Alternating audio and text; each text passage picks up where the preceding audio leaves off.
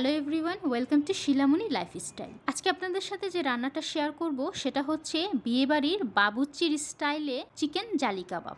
Beef অথবা chicken jali কাবাব যেটাই হোক না কেন, কাচ্চি বিরিয়ানি পাক্কি বিরিয়ানি দিয়ে খেতে ভীষণ ভালো লাগে। তাছাড়া পোলাও দিয়েও জালি কাবাব খাওয়া যায়। সাধারণত আমরা যেভাবে বাসায় চিকেন জালি কাবাব তৈরি করে থাকি তার থেকে আলাদা রেসিপিতেই বিয়েবাড়ির বাবুর্চিরা চিকেন জালি কাবাব তৈরি করে থাকে। এই রেসিপিটি তৈরির জন্য যা লাগবে তা হলো হাড় ছাড়া ব্রয়লার চিকেনগুলোকে লম্বা করে টুকরো করে নিয়েছি, স্বাদ অনুযায়ী লবণ, টেস্টিং সল্ট, লাল মরিচের গুঁড়া, গরম মশলা গুঁড়া, জিরা গুঁড়া, টোস্ট বিস্কুটের গুঁড়া, পুদিনা পাতা কুচি, ধনিয়া পাতা কুচি, কাঁচামরিচ কুচি, মুরগির ডিম, এই ডিমটাকে 2 বার ব্যবহার করব, টমেটো সস।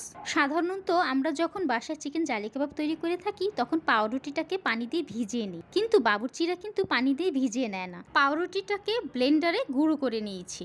আদা রসুন পেস্ট, পরিষ্কার করে নেওয়া কিচমিচি, কাঠবাদামগুলোকে 10 থেকে 15 মিনিটের জন্য পানিতে ভিজিয়ে রেখে খোসা ছাড়িয়ে ছোট ছোট টুকরো করে নিয়েছি, পেঁয়াজের বেরেস্তা আর পেঁয়াজ কুচি। কড়াইয়ের পানি যখন একটু গরম হয়ে আসবে তখন এর মধ্যে স্বাদ অনুযায়ী লবণ, মুরগির মাংস অ্যাড করে দিয়ে খুন্তি দিয়ে নেড়ে 8 থেকে 10 মিনিট চিকেনগুলোকে সিদ্ধ করে পানি ঝরিয়ে একটি বাটিতে তুলে নেব।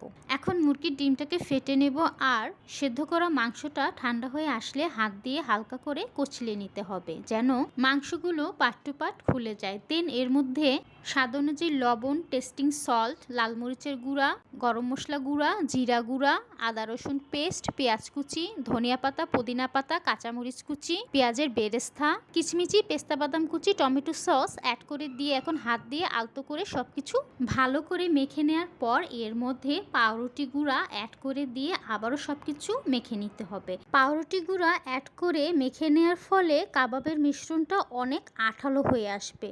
দেন এর মধ্যে আগে থেকে ফ্যাটানো ডিমের অর্ধেক অংশ অ্যাড করে দিয়ে আবারও মেখে নিব। এখন দেখতেই পাচ্ছি কাবাবের মিশ্রণটা একটু সফট হয়ে এসেছে আর কাবাব তৈরির জন্য রেডি হয়ে গেছে। দেন পরিমাণ মতো কাবাবের মিশ্রণটাকে হাতে নিয়ে গোল করে 2 তালুর সাহায্যে একটু চাপ দিয়ে গোলাকার করে একটু উঁচুর মধ্যে জালি কাবাবের শেপ করে নিতে হবে, যেমনটা ভিডিও স্ক্রিনে দেখতে পাচ্ছেন। একে একে করে এমন করে সবগুলো কাবাব তৈরি করে একটি প্লেটে টোস্ট বিস্কুটের গুঁড়া অ্যাড করে দিয়ে এর মধ্যে কাবাবগুলো অ্যাড করে দিব।